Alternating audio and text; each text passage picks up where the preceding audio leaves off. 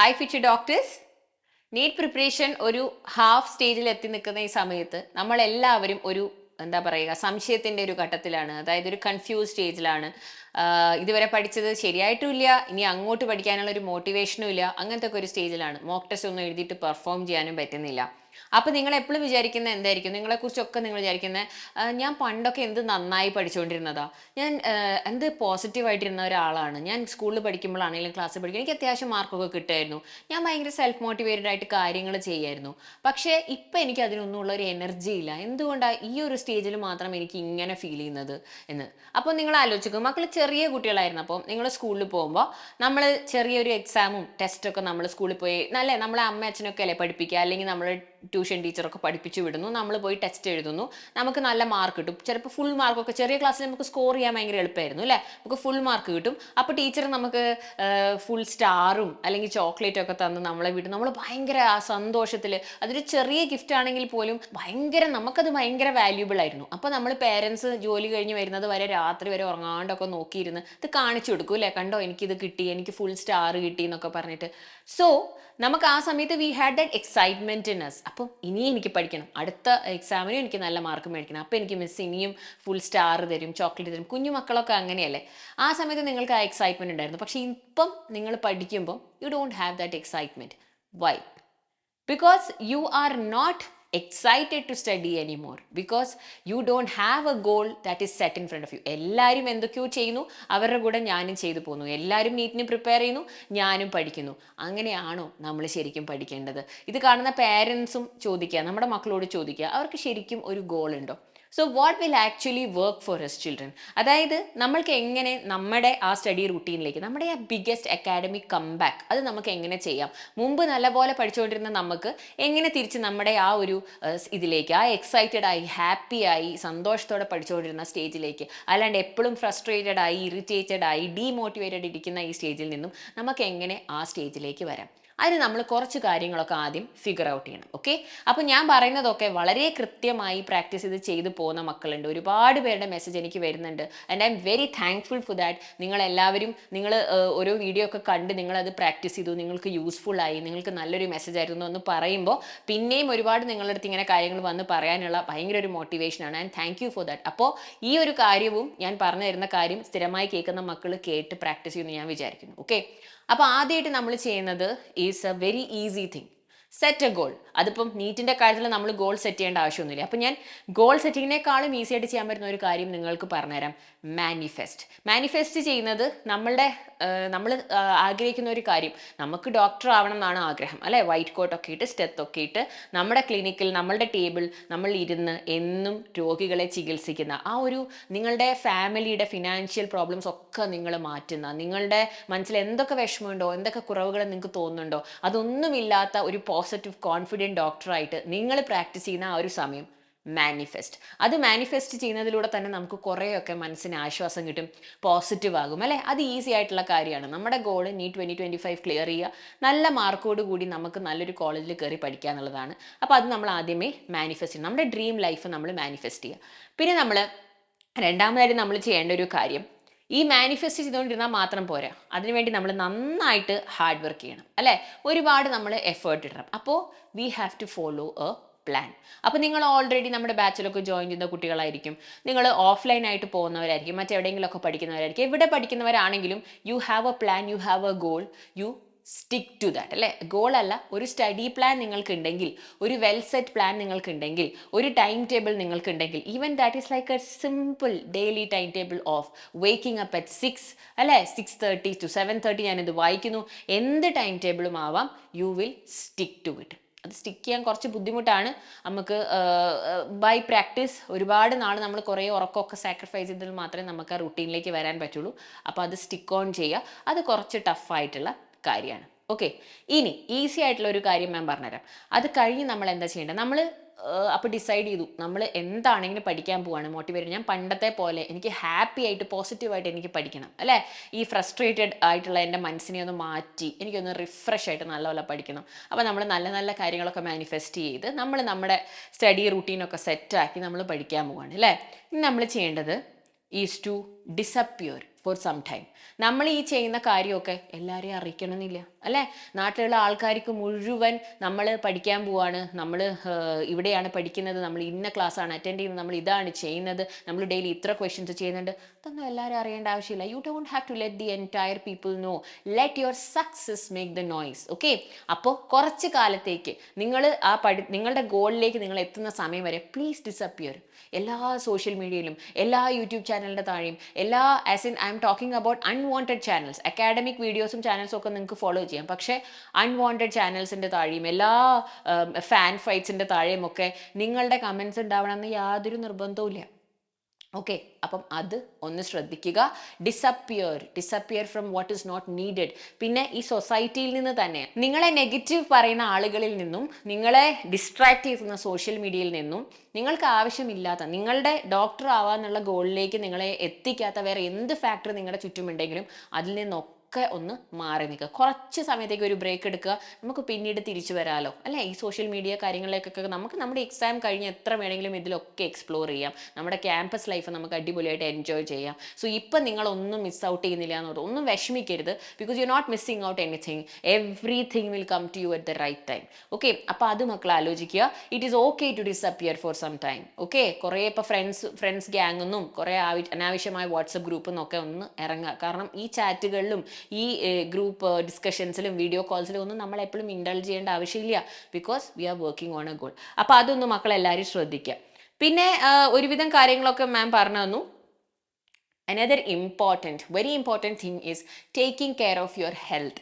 അപ്പം ഗേൾസിന് എസ്പെഷ്യലി എപ്പോഴും ഞാൻ പറയുന്നതാണ്, മെൻസ്ട്രുവൽ സമയത്ത് അല്ലെ, മെൻസ്ട്രുവൽ സൈക്കിളിൻ്റെ സമയത്ത്, നിങ്ങളുടെ പീരിയഡ്സിൻ്റെ സമയത്ത് നിങ്ങൾക്ക് ഒരുപാട് പ്രശ്നങ്ങൾ ഉണ്ടാകും, ഭയങ്കര ഹെൽത്ത് ഇഷ്യൂസ് ഉണ്ടാകും. കാരണം ഗേൾസിനെ സംബന്ധിച്ചിടത്തോളം ഇതൊരു ഭയങ്കര കോംപ്ലിക്കേറ്റഡ് ഫേസ് ആണ്. കാരണം ഒന്നാമത് നമ്മൾ ഭയങ്കര സ്ട്രെസ്ഫുൾ ആയിട്ടാണ് പഠിക്കുന്നത്. പിന്നെ ഒരുവിധം എല്ലാവർക്കും ഇപ്പം PCOD PCOS പ്രശ്നങ്ങളൊക്കെ ഉണ്ട്. Polycystic ovarian syndrome, polycystic ovarian disease ഉള്ളവരുണ്ട്. അപ്പോൾ അതിൻ്റെ മരുന്നെടുക്കുന്ന മക്കളുണ്ടാകും. നിങ്ങളുടെ പ്രായത്തിലുള്ള ഒരുപാട് കുട്ടികൾ ഇപ്പം ഈ മെഡിക്കേഷൻസ് എടുത്തുകൊണ്ടിരിക്കുന്നവരാണ്. അല്ലെങ്കിൽ തൈറോയിഡ് ഇഷ്യൂസ് ഉള്ളവരുണ്ട്. ഇങ്ങനെയുള്ള ഹെൽത്ത് ഇഷ്യൂസ് കാരണം സ്ട്രഗിൾ ചെയ്യുന്ന മക്കളുണ്ട്. ഇങ്ങനെയുള്ള മെഡിക്കേഷൻസ് എടുക്കുമ്പോൾ നിങ്ങൾക്ക് സ്വാഭാവികമായി നല്ല ഉറക്കം വരും അല്ലേ. പിന്നെ എങ്ങനെ ഒരുപാട് മൂഡ് സ്വിങ്സ് ഉണ്ടാകും, ഹോർമോണൽ ഇഷ്യൂസ്, ഇംബാലൻസ് പ്രശ്നങ്ങൾ ഉണ്ടാകും, ആക്നെ ബ്രേക്ക്ഔട്ട്സ്, അങ്ങനെ നിങ്ങളുടെ സ്കിന്നിന് ഒരുപാട് പ്രശ്നങ്ങൾ ഉണ്ടാകും. ഒരുപാട് പെയിനിൽ കൂടെ വിഷമത്തിൽ കൂടെ നിങ്ങൾ പോയിക്കൊണ്ടിരിക്കുകയായിരിക്കും. സോ ഇങ്ങനെയുള്ള സമയത്ത് നിങ്ങൾക്ക് കോൺസെൻട്രേറ്റ് ചെയ്ത് ഒന്ന് പഠിക്കാനോ പോസിറ്റീവായിട്ട് നല്ലൊരു മൈൻഡോടെ ഇരിക്കാനും പറ്റില്ല. ഭയങ്കര ഫ്രസ്ട്രേറ്റിംഗ് ആയിട്ടുള്ള സമയങ്ങൾ നമുക്ക് വരും. അപ്പം പീരിയഡ്സിൻ്റെ സമയത്തുള്ള പ്രശ്നങ്ങൾക്കായിട്ട് സിവിയർ ക്രാംസും വേദനയും പ്രശ്നങ്ങളൊക്കെ ഉള്ളവർക്ക് നമുക്ക് മരുന്നുകളൊക്കെ കഴിക്കാവുന്നതാണ്. അപ്പോൾ ഏറ്റവും ആദ്യം നിങ്ങൾ ചെയ്യേണ്ടത്, നിങ്ങൾക്ക് ഭയങ്കര ഉറക്കക്ഷീണമാണെങ്കിൽ, നിങ്ങൾക്ക് എണീറ്റിരുന്ന് പഠിക്കാനേ പറ്റുന്നില്ല, കോൺസെൻട്രേറ്റ് ചെയ്യാൻ പറ്റുന്നില്ല അല്ലേ, നല്ലപോലെ ഈവൻ കമ്മ്യൂണിക്കേറ്റ് ചെയ്യാൻ പറ്റുന്നില്ല, നിങ്ങളുടെ പ്രശ്നം അതിനൊക്കെ പ്രശ്നം ഉണ്ടെങ്കിൽ നിങ്ങൾ ആദ്യം നല്ലൊരു ഡോക്ടറെ കാണുക. ആൻഡ് നിങ്ങൾ ഏത് ഏരിയയിലാണോ നിങ്ങളുടെ പ്രോബ്ലംസ്, നിങ്ങളുടെ മെൻസ്ട്രുവൽ സൈക്കിൾ റിലേറ്റഡ് പ്രോബ്ലം ആണെങ്കിൽ നല്ലൊരു ഗൈനക്കോളജിസ്റ്റിനെ കണ്ട് നിങ്ങളുടെ ഒരു ബ്ലഡ് ടെസ്റ്റ് ഒക്കെ ചെയ്ത് നോക്കുക.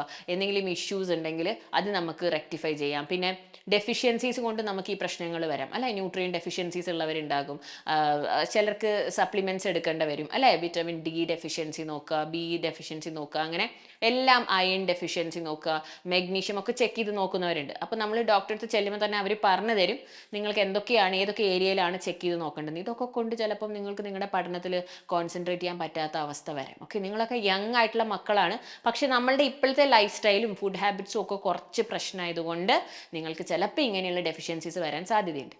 സോ അതൊന്ന് ചെക്ക് ചെയ്ത് നോക്കുക. പ്രോപ്പർ മെഡിക്കേഷൻസും സ്റ്റാർട്ട് ചെയ്യുക, സപ്ലിമെൻറ്റ്സ് എടുക്കാൻ സ്റ്റാർട്ട് ചെയ്യുക, നല്ലപോലെ വെള്ളം കുടിക്കുക.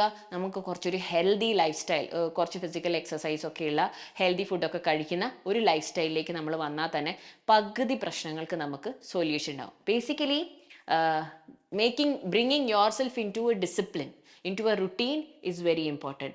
സെൽഫ് ഡിസിപ്ലിൻ ഉണ്ടെങ്കിൽ തന്നെ ഒരുപാട് കാര്യങ്ങളിൽ നമുക്ക് സൊല്യൂഷൻ കണ്ടെത്താൻ പറ്റും. പിന്നെ use of phones before going to sleep, നിങ്ങൾ കഴിവതും നിങ്ങളുടെ ഫോൺ ഉപയോഗിക്കുന്നത് ഒഴിവാക്കുക. ഉറങ്ങുന്നതിന് മുമ്പുള്ള ആ ലാസ്റ്റ് ഒരു half an hour please avoid any kind of gadgets. കുറച്ച് മെഡിറ്റേഷൻ ഒക്കെ ചെയ്ത് നല്ലപോലെ പ്രാർത്ഥിച്ച് നല്ല ഹാപ്പി ആയിട്ട് ഉറങ്ങാൻ പോവുക. അതേപോലെ തന്നെയാണ് first thing in the morning, may be നിങ്ങൾ അലാമൊക്കെ ഓഫ് ചെയ്യാൻ ഫോൺ എടുക്കുമായിരിക്കും, ആ വഴിക്ക് പോയി സോഷ്യൽ മീഡിയയും ഇതൊന്നും ചെക്ക് ചെയ്യേണ്ട ആവശ്യമില്ല. Just use it when it is required. See, it is only a gadget. Okay, it is not your life. So please don't think that അതില്ലെങ്കിൽ, ഫോൺ ഇല്ലെങ്കിൽ, സോഷ്യൽ മീഡിയ ഇല്ലെങ്കിൽ ഞാനില്ല, അങ്ങനെ മക്കൾ വിചാരിക്കരുത്. Because any gadgets, any of this is replaceable. Understood? പക്ഷേ നിങ്ങളുടെ goal, നിങ്ങളുടെ ഡ്രീം ഡോക്ടർ എന്നുള്ള അതിലേക്ക് എത്താനുള്ള അവസരം നമുക്ക് ഒന്ന് മാത്രമേ ഉള്ളൂ. അപ്പോൾ ഇങ്ങനെയുള്ള കുറേ കാര്യങ്ങളുണ്ട്. മാം എന്തൊക്കെയാണ് അപ്പോൾ മക്കൾക്ക് ഇപ്പോൾ പറഞ്ഞു തന്നത്? ഒന്ന്, നമ്മൾ ആദ്യം തന്നെ നമ്മളുടെ ഗോൾ സെറ്റ് ചെയ്യുക, മാനിഫെസ്റ്റ് ചെയ്യുക, നമ്മൾ ഡോക്ടറാണെന്ന് ഡ്രീം ചെയ്യുക. പിന്നെ ഒരു ഇമ്പോർട്ടൻറ്റ് കാര്യം, പിന്നെ രണ്ടാമതായിട്ട് ഞാൻ പറഞ്ഞത്, നിങ്ങൾ എങ്ങനെയാണ് പഠിക്കുന്നത് ഡിസൈഡ് ചെയ്തിട്ട് ഒരു ടൈം ടേബിൾ ഫോളോ ചെയ്യുക. മൂന്നാമത്തെ കാര്യം ഈസ് ടു ഡിസപ്പിയർ, അല്ലേ? അതായത് കുറച്ച് കാലത്തേക്ക് നമ്മൾ അനാവശ്യമായ ഡിസ്ട്രാക്ഷനിൽ നിന്നൊക്കെ നമ്മളൊന്ന് മാറി നിൽക്കാൻ പോവാണ്. സമയമാകുമ്പോൾ നമ്മൾ തിരിച്ചു വരും.